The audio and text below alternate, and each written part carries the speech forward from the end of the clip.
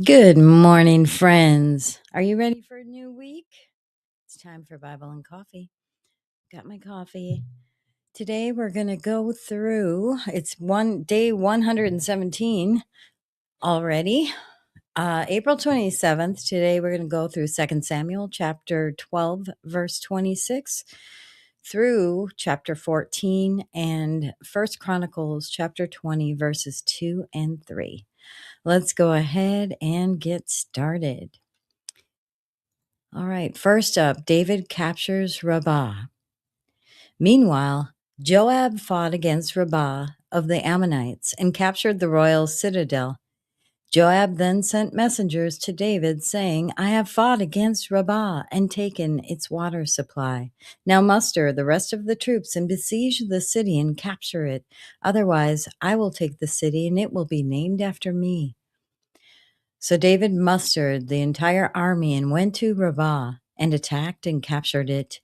David took the crown from their king's head, and it was placed on his own head. It weighed a talent of gold, and it was set with precious stones.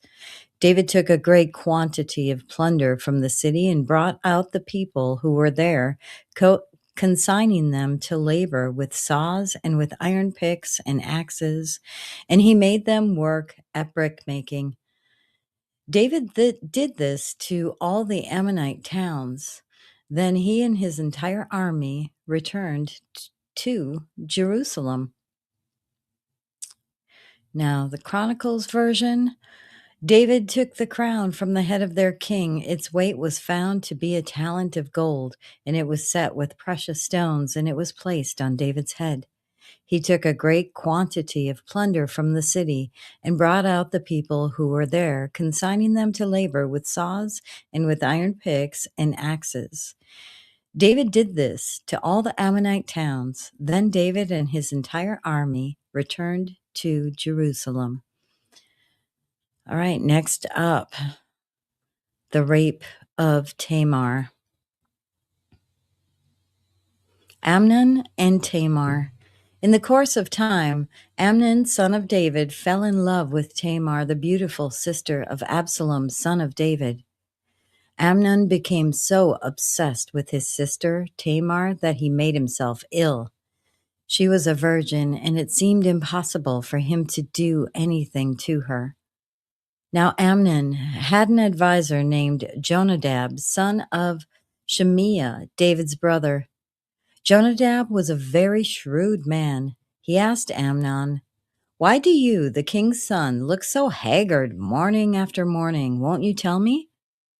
Amnon said to him, I'm in love with Tamar, my brother Absalom's sister. Go to bed and pretend to be ill, Jonadab said. When your father comes to see you, say to him, I would like my sister Tamar to come and give me something to eat. Let her prepare the food in my sight so I may watch her and then eat it from her hand.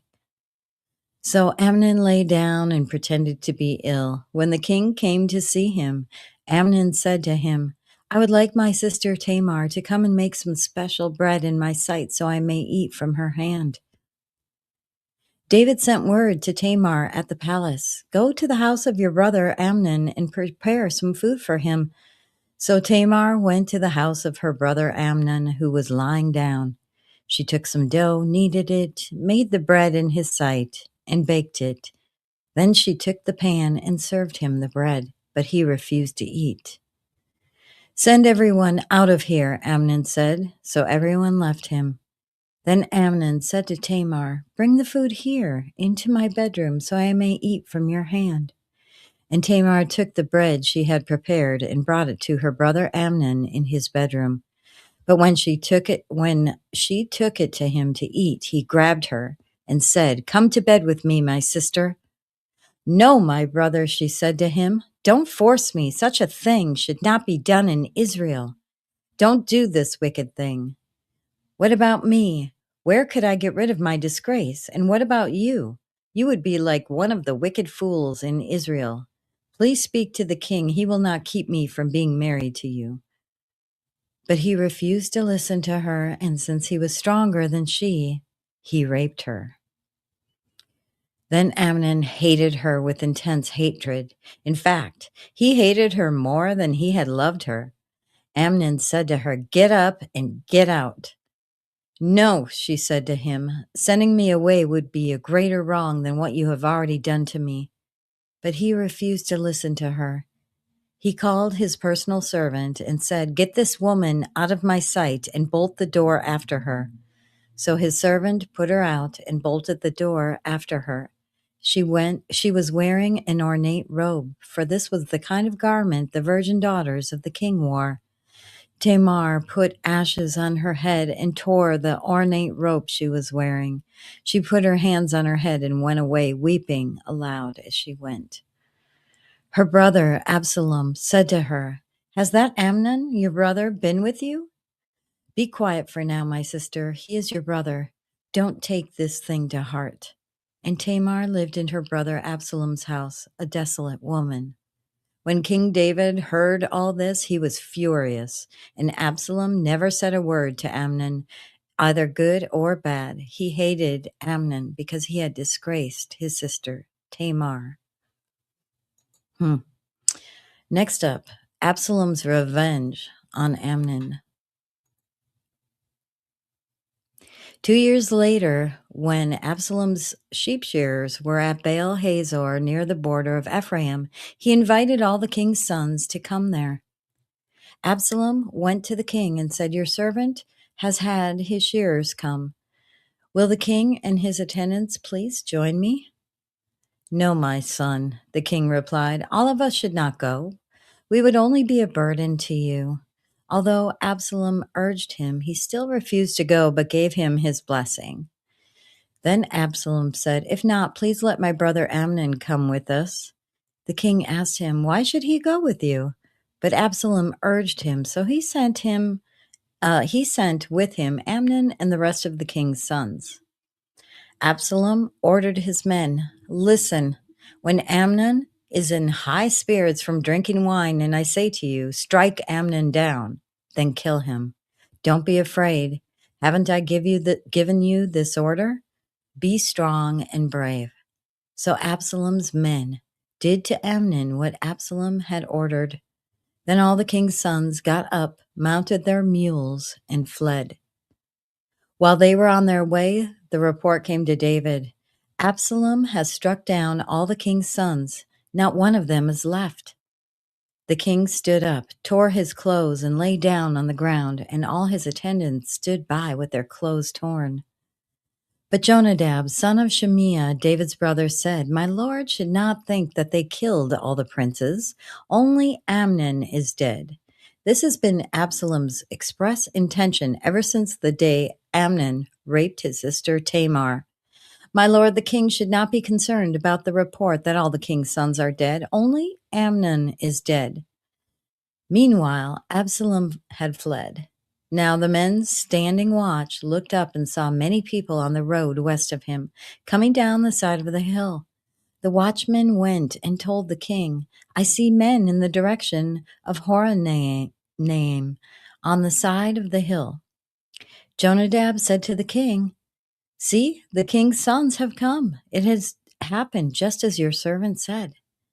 As he finished speaking, the king's sons came in, wailing loudly. The king, too, and all his attendants wept very bitterly.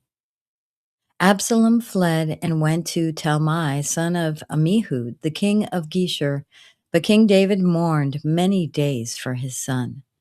After Absalom had fled and went to Geshur, he stayed there 3 years. And King David longed to go to Absalom, for he was consoled concerning Amnon's death. Next up, Joab arranges for Absalom's return. Joab, son of Zeruiah, knew that the king's heart longed for Absalom, so Joab sent someone to Tekoa and had a wise woman brought from there. He said to her, "Pretend you are in mourning, dress in mourning clothes, and don't use any cosmetic lotions. Act like a woman who has spent many days grieving for the dead. Then go to the king and speak these words to him." And Joab put the words in her mouth. When the woman from Tekoa went to the king, she fell with her face to the ground to pay him honor, and she said, "Help me, your majesty." The king asked her, "What is troubling you?" She said, "I am a widow. My husband is dead. I, your servant, had 2 sons. They got into a fight with each other in the field, and no one was there to separate them. One struck the other and killed him. Now the whole clan has risen up against your servant. They say, 'Hand over the one who has struck his brother down, so that we may put him to death for the life of his brother whom he killed. Then we will get rid of the heir as well.' They would put out only burning coal I have left, leaving my husband neither name nor descendant on the face of the earth." The king said to the woman, "Go home, and I will issue an order in your behalf." But the woman from Tekoa said to him, "Let my lord the king pardon me and my family, and let the king and his throne be without guilt." Then the king replied, "If anyone says anything to you, bring them to me, and they will not bother you again."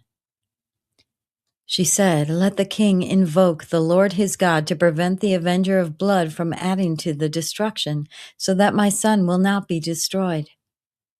"As surely as the Lord lives," he said, "not one hair of your son's head will fall to the ground." Then the woman said, "Let your servant speak a word to my lord the king." "Speak," he replied. The woman said, "Why then have you devised a thing like this against the people of God? When the king says this, does he not convict himself? For the king has not brought back his banished son. Like water spilled on the ground, which cannot be recovered, so we must die. But that is not what God desires. Rather, he devises ways so that a banished person does not remain banished from him. And now I have come to say this to my lord the king, because the people have made me afraid. Your servant thought, 'I will speak to the king. Perhaps he will grant his servant's request. Perhaps the king will agree to deliver his servant from the hand of the man who is trying to cut off both me and my son from God's inheritance.'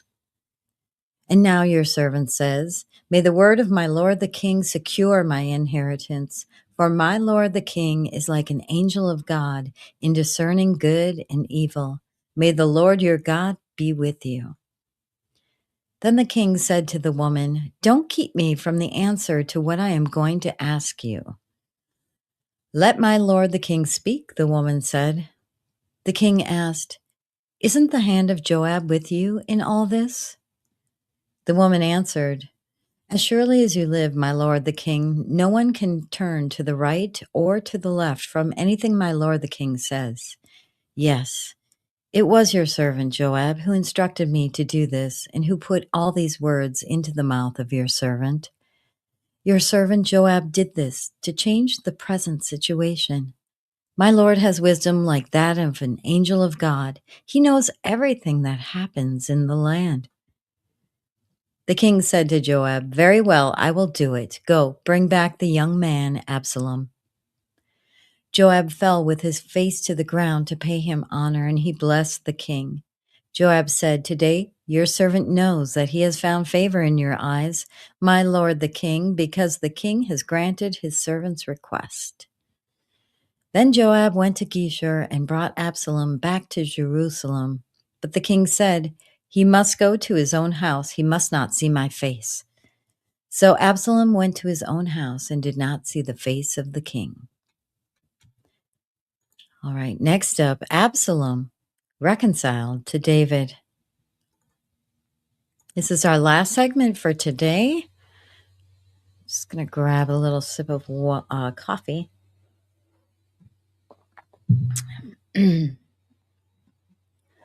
In all Israel was not a man so highly praised for his handsome appearance as Absalom. From the top of his head to the sole of his foot, there was no blemish in him. Whenever he cut the hair of his head, he used to cut his hair once a year because it became too heavy for him. He would weigh it, and its weight was 200 shekels by the royal standard. 3 sons and a daughter were born to Absalom. His daughter's name was Tamar, and she became a beautiful woman. Absalom lived 2 years in Jerusalem without seeing the king's face. Then Absalom sent for Joab in order to send him to the king, but Joab refused to come to him. So he sent a second time, but he refused to come. Then he said to his servants, "Look, Joab's field is next to mine, and he has barley there. Go and set it on fire." So Absalom's servants set the field on fire. Then Joab did go to Absalom's house, and he said to him, "Why have your servants set my field on fire?" Absalom said to Joab, "Look, I sent word to you and said, 'Come here so I can send you to the king to ask, why have I come from Geshur? It would be better for me if I were still there. Now then, I want to see the king's face, and if I am guilty of anything, let him put me to death." So Joab went to the king and told him this. Then the king summoned Absalom, and he came in and bowed down with his face to the ground before the king. And the king kissed Absalom. All right, that concludes today, day 117. Thank you so much for watching. I hope you have a blessed day. Be sure to like or subscribe. See you tomorrow for day 118. Bye-bye.